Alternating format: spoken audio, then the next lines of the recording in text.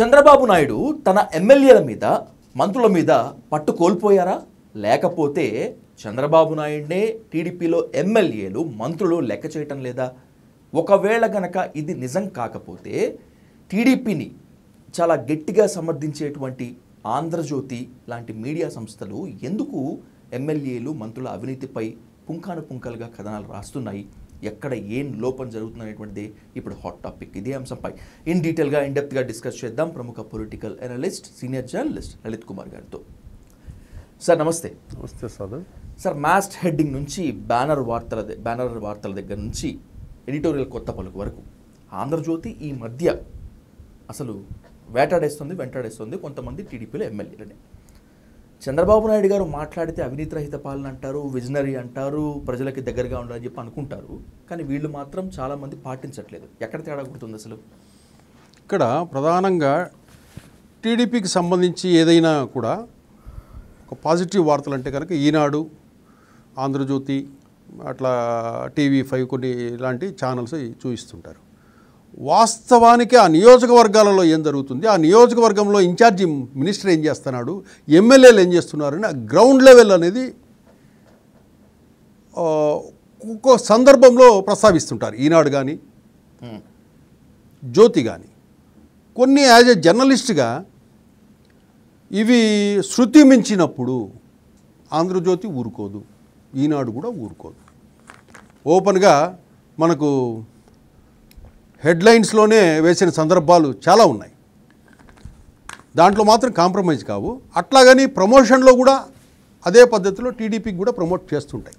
ఏది పార్టీకి సంబంధించిన కార్యక్రమాలు కానీ, సీఎంకి ఇచ్చే ప్రయారిటీ కానీ ఇవన్నీ కూడా చేస్తుంటాయి. ఇక్కడ ఏమిటంటే ఇప్పుడు ఎలక్షన్స్ అన్నీ కూడా డబ్బుమయమైపోయినాయి. మొన్న ఎలక్షన్స్లో కూడా కూటమి ఏర్పడిన తర్వాత టీడీపీ పార్టీ కూడా ఆర్థికంగా చాలా ఇబ్బందులు పడింది. జనసేన పార్టీ కూడా చాలా ఆర్థికంగా ఇబ్బందులు పడింది. ఎందుకంటే జగన్మోహన్ రెడ్డి మొత్తం ఏ ఇంటికి ఎంత, ఏ వార్డుకి ఎంత మొత్తం సెట్ చేశారు. ఇందాక మనం చూసినప్పుడు చెవిరెడ్డి భాస్కర్రెడ్డికి సంబంధించిన ఈ లిక్కరు డబ్బంతా ఎట్లయితే పంచిపెట్టారో, ఒక వార్డుకు నియోజకవర్గానికి ఎన్ని వార్డులు, ఏ వార్డులో ఎవరు ఉంటారు, ఎంత క్యాష్ కవర్లలో సహా రెడీ పెట్టేశారు వాళ్ళు. జగన్మోహన్ రెడ్డి దగ్గర డబ్బు ఉంది, వీళ్ళ దగ్గర అంత ఆర్థిక పరిస్థితి లేదు.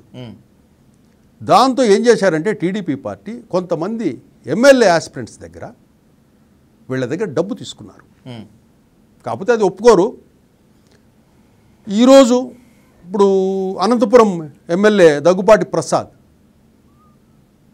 ఆయన కూడా అడిగితే చెప్తాడు ఎంత ఇచ్చాడు అని. ఆయనకే టికెట్ ఎందుకు వచ్చింది? అక్కడ ప్రభాకర్ చౌదరి అని చెప్పి మంచి లీడర్ ఉన్నాడు, టీడీపీ లీడర్, ఎక్స్ఎమ్మెల్యే.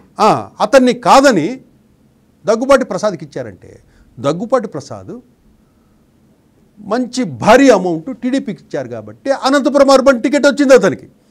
అట్లాగే చాలామంది దగ్గర వీళ్ళు ఆర్థికంగా అప్పుడు అవసరం కాబట్టి ఎవరైతే ఆర్థికంగా పార్టీకి ఫండ్ ఇచ్చి ఖర్చు పెట్టుకుంటాం మేము అన్న వాళ్ళకు కూడా టికెట్లు ఇచ్చారు. కొంతమంది దీనివల్ల పాత టీడీపీ నాయకులు ఎవరైతే ఆస్పిరెంట్స్ ఉన్నారో వాళ్ళు నష్టపోయారు. ఇప్పుడు కూడా ఖాళీగా ఉన్నారు వాళ్ళంతా. ఎందుకంటే ఆ పార్టీ బతకాలు అవసరం, పార్టీకి డబ్బు అవసరం, జగన్మోహన్ రెడ్డిని ఓడించాలంటే. అట్లా కాంప్రమైజ్ అయ్యారు కాబట్టి ఇప్పుడు ఆ డబ్బు సంపాదించుకోవాలి కాబట్టి నియోజకవర్గంలో ఏవైతే ప్రతి డిపార్ట్మెంట్స్లో కొన్ని టార్గెట్స్ పెట్టేస్తున్నారు. నెలకి ఇంత ఇవ్వండి. చివరికి పోలీసులను కూడా అడుగుతున్నారు ఎమ్మెల్యేలు.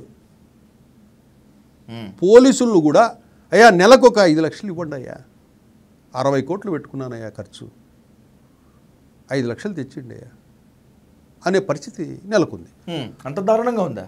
ఇప్పుడు సెటిల్మెంట్లు, రియల్ ఎస్టేట్లు, వెంచర్లు, కథా వ్యవహారంలో డైరెక్ట్గా పర్సెంటేజ్ ఉంటుంది మాట్లాడేసి ఓపెన్గా చెప్పేస్తున్నారు. మన తిరుపతిలో సంబంధించి మేము 70 కోట్లు 80 కోట్ల ఖర్చు పెట్టుకున్నామయ్యా అని చెప్పి ఎవరిదో ఒకరిది ఖాళీ స్థలం ఉంటే కబ్జాకి వెళ్ళారు అతను, ఎమ్మెల్యేకి సంబంధించిన బంధువులు. ఇది మాదండి అంటే ఖాళీగా ఉంది, మేము కబ్జా చేసేస్తామని 70 కోట్లు పెట్టుకున్నామని కూడా చెప్పినారు. అంటే వీళ్ళు పెట్టుబడి పెట్టాం, మేము సంపాదించుకోవాలా, నీకు ఎలక్షన్ టైంలో నీకు డబ్బు ఇచ్చాం, పార్టీ ఫండ్ ఇచ్చా, నేను సంపాదించుకోవద్దా? ఆ పరిస్థితుల్లో వీళ్ళు నియోజకవర్గాలలో ఈ ప్రభుత్వ భూములు అయితేనేమి ఇతరత్ర ఎక్కడైతే డబ్బు వస్తుందో అది 10,000 రూపాయల కాడి నుంచి 10 లక్షల వరకు అయినా కూడా ఏది వదలటం లేదు. చివరికి వీళ్ళు ఏం చేస్తున్నారంటే ఎమ్మెల్యేలు అంటే నియోజకవర్గం అంటే ఎమ్మెల్యే ఇస్ ద బాస్. ఈ నియోజకవర్గంలో పార్టీ పదవులు ఉంటాయి, మండల స్థాయి పార్టీ పదవులు కూడా డబ్బులు తీసుకొని ఇస్తున్నారు. అంటే పార్టీని కూడా వీళ్ళు వదలడం లేదు. పార్టీ పదవులు కార్యకర్తలకు ఇస్తాం కదా, ఆ కార్యకర్తలకు కూడా నీకు ఈ పదవి కావాలంటే ఈ డబ్బు ఇచ్చేయి, దీనికి ఓ రేటు దీనికి ఓ రేటు దీనికి ఓ రేటు పెట్టి ఆ డబ్బు తీసుకునేసి కూడా పార్టీ పదవులు ఇస్తున్నారు. అటువంటి స్టేజీలోకి వచ్చారు. ఎందుకు వచ్చారంటే కనుక ఇదే వాళ్ళు డబ్బు ఖర్చు పెట్టడము. దీనికోసము చంద్రబాబు నాయుడు వార్నింగ్లు ఇస్తాడు తప్పితే వాళ్ళ మీద యాక్షన్ తీసుకోలేడు. ఎందుకు తీసుకోలేడంటే వాళ్ళ దగ్గర డబ్బు తీసుకో ఉన్నాడు. వాడి మీద యాక్షన్ తీసుకుంటాడు, రోడ్డు మీదకి వచ్చి ప్రెస్ మీట్ పెట్టి చెప్పేస్తాడు, నా మీద ఎట్లా యాక్షన్ తీసుకుంటావు నువ్వు ఆ రోజు నేను పలానోళ్ళకి ఇంత డబ్బు పంపించినా కదా టికెట్ కోసము, నీకు పార్టీ ఫండ్ ఇచ్చింది ఇంత ఇచ్చాను కదా, ఎలక్షన్కు నేను 40 కోట్లు పెట్టుకున్నాను కదా, ఎట్లా తీసుకుంటావు నా మీద యాక్షన్ అని చెప్పేసి ప్రెస్ మీట్ పెట్టి చెప్పినాడు అనుకోండి, పరువు పోతుంది. చచ్చినట్టు అవి తెలియనట్టు వీళ్ళు యాక్షన్ చేస్తారు. వీళ్ళు ఆంధ్రజ్యోతి దినపత్రికలు ఈ ఈనాడు దినపత్రికలు కూడా నియోజకవర్గాల నుంచి ఏవైతే వస్తున్నాయో ఫిర్యాదులు పబ్లిక్ నుంచి వస్తున్నాయో అవన్నీ రాసి పెడుతుంటారు. వీళ్ళు రాస్తుంటారు, వాళ్ళు చూసినట్టు యాక్షన్ చేస్తుంటారు. ఇంక ఇన్ఛార్జీలు మంత్రులను పెట్టారు. ఇన్ఛార్జి మంత్రులు పరిస్థితి ఏ విధంగా ఉంది? ఇన్ఛార్జి మంత్రులు కూడా ఏదో ఒక ఎమ్మెల్యే కాన్స్టిట్యూషన్కి డబ్బు పెట్టినోడే కదా. అది సంపాదించుకోవాలంటే మినిస్ట్రీలో ఏం పని చేయాలన్నా కూడా ఈ పెద్దోళ్ళకి తెలియాల్సిందే. 50 కోట్ల పని, 10 కోట్ల పని, 20 కోట్ల పని, ఏదైనా కూడా సంతకాలు గింతకాలు ఎక్కడెక్కడ ఎవరెవరు కలిసి అంత నిఘా ఉంది. వీళ్ళ మీద కూడా ఇంటెలిజెన్స్ ఉంటుంది. మళ్ళీ ఈ పార్టీ పెద్దలు ఎవరైతే ఉన్నారో వాళ్ళు మంత్రుల మీద కూడా నిఘా పెట్టింటారు. ఏ మంత్రి దగ్గర ఎవరు కలుస్తున్నారు, ఇంటెలిజెన్స్ వాళ్ళని పెట్టింటారు అక్కడ.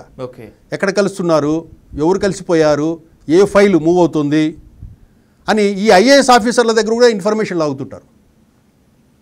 ఏ ప్రాజెక్ట్ మీద సైన్ చేశాడు, ఇట్లా ఈ నెట్వర్క్ అంటే వాళ్ళు ఎంత సంపాదిస్తున్నారు, మాకేమైనా ఇస్తారా ఏమి లేదా ఆ పరిస్థితి కూడా పార్టీ పెద్దలు గమనిస్తూ ఉంటారు. ఇట్లా నిఘా గత వైసీపీ గవర్నమెంట్లో జగన్మోహన్ రెడ్డి కూడా అందరి మంత్రుల మీద పెట్టారు. ఇప్పుడున్న మంత్రుల మీద కూడా వీళ్ళు ఎక్కడెక్కడ ఏమేం చేస్తుంటారు, ఈ నిఘా టీం అనేది పెద్దోళ్ళ నిఘా టీం అనేది వర్క్ చేస్తుంటారు. కాబట్టి చంద్రబాబు నాయుడు చెప్పినా కూడా ఎవరూ వినే పరిస్థితి లేదు. ఎలా వింటారు మరి? వినరు. అదే నేను చెప్పాను, మీరు డబ్బుతో రాజకీయం చేసినప్పుడు డబ్బు ఇచ్చినోడు నిన్ను నిలదీస్తాడు. వాళ్ళనేం అనలేం మనం డబ్బు ఇచ్చినోడిని. మీరు ఎంతమంది కొత్త వాళ్ళకి ఏ ప్రాతిపదికన టికెట్ ఇచ్చారో చెప్పండి టీడీపీ పార్టీని.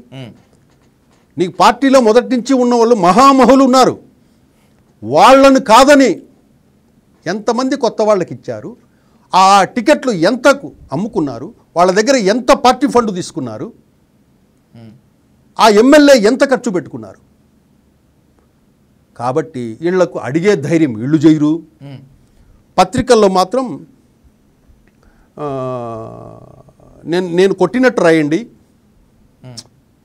నేను కొడుతుంటే గడగడ ఏడ్చేశాడని రాయండి, ఎమ్మెల్యే ఏమి నన్ను క్షమించండి అని వేడుకున్నాడని రాయండి, నా కాళ్ళ మీద పడ్డాడని రాయండి, చంద్రబాబు నాయుడు బెల్ట్ తీసుకొని కొట్టాడు, కర్రలతో కొట్టాడని ఇటు రాయండి అంటే వీళ్ళు అదే రాసి పెడతారు.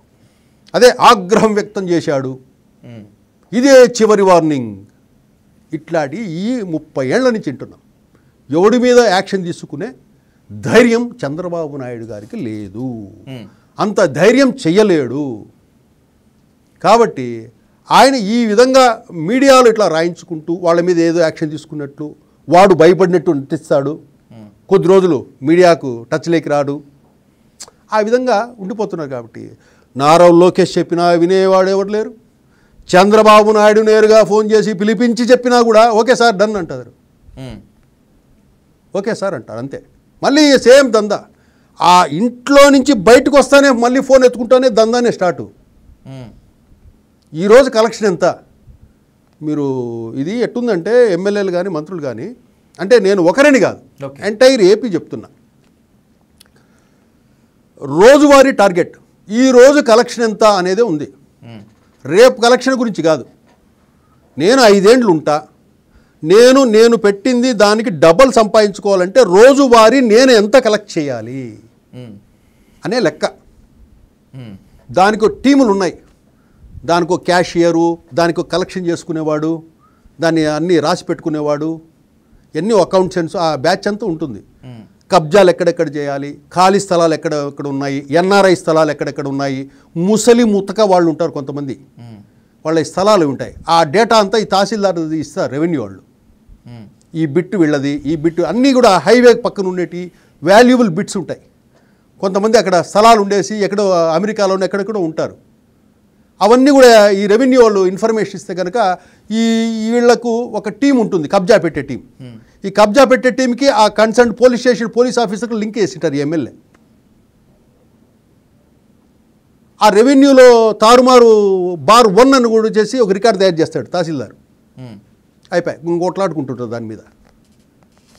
అక్కడికి వెళ్తాడు కబ్జాకు, మనమేమో పోలీస్ స్టేషన్కి వెళ్తాం, పోలీస్ ఆఫీసర్ వాళ్ళు ఒకటే, దీని వెనక నడిపించేది ఎమ్మెల్యే. ఇప్పుడైతే కొత్తగా ఎమ్మెల్యేల భార్యలు, ఇప్పుడు కొత్తగా ఎమ్మెల్యే భార్యలు మెయింటైన్ చేస్తుంటారు ఇండ్లలో నుంచి. ఇది ఒక కొత్త ట్రెండ్ పాలిటిక్స్లో. కాబట్టి పాలిటిక్స్ అంటే డబ్బు. వీళ్ళు డబ్బు పెట్టి ఇన్ని కోట్లు పెట్టి ప్రజలకు సేవ చేయడానికి వస్తున్నారంటే ఎవరైనా నమ్ముతారా? తో ఉత్తది. కాబట్టి చంద్రబాబు నాయుడు కానీ వాళ్ళు ఎవరైనా కానీ వాళ్ళు చెబితే వినే పరిస్థితుల్లో లేరు. నీకు నెక్స్ట్ టికెట్ లేదన్నా కూడా నాకు టికెట్ ఇక్కపోయినా పర్లేదయ్యా, నువ్వేంది నా దగ్గర డబ్బు ఇస్తే ఇంకో పార్టీలో తెచ్చుకుంటా టికెట్ అంటున్నారు. నా దగ్గర డబ్బు ఉంటే ఏ పార్టీ అయినా ఇస్తారు నా టికెట్. నా దగ్గర డబ్బు ఉంటే ఏ పార్టీ అయినా ఇస్తారు టికెట్. నువ్వేంది ఇచ్చేది? ఓకే, నువ్వేందయ్యా ఇచ్చేది? నేను జనసేనలో తెచ్చుకుంటా, లేకపోతే కనుక బీజేపీలో తెచ్చుకుంటా. నువ్వు ఎట్ట నా దగ్గర ఫండ్ తీసుకుంటావో వాళ్ళు అట్లే తీసుకొని ఇస్తారు నాకు ఫండు అనే వీళ్ళు వినే పరిస్థితుల్లో లేరు. కాబట్టి వీళ్ళు వాళ్ళ దగ్గర డబ్బు తీసుకొని పార్టీ ఫండు తీసుకొని వాళ్ళు కోట్లు ఖర్చు పెట్టుకున్నారు. కాబట్టి ఎన్నికలకి వాళ్లకు వీళ్ళకు కూడా అడిగే ఇది ఇళ్ళు కోల్పోయారు. కాబట్టి ఇది ఊరికే యాక్షన్లు తప్పు చేస్తున్నారు, ఎమ్మెల్యేల అరాచకము అక్రమము ఇవన్నీ వింటుంటారు పేపర్లలో. వాళ్ళని పిలిపించడము, వార్నింగ్లు ఇచ్చినట్టు చెప్పడము, మళ్ళీ పత్రికల్లో రాసుకోవడము. అవో చంద్రబాబు నాయుడు గారు బాగా మంచి స్ట్రిక్ట్ వార్నింగ్ ఇచ్చారు, ఇంకా రేపటి నుంచి మన నియోజకవర్గంలో ఏముండదు అనేసి అనుకుంటుంటారు అంతే. కాబట్టి ఇదంతా ఒక మాయ. దీంట్లో అందరూ దొంగలే. ఇక్కడ శుద్ధమైనోడు ఎవడు లేడు.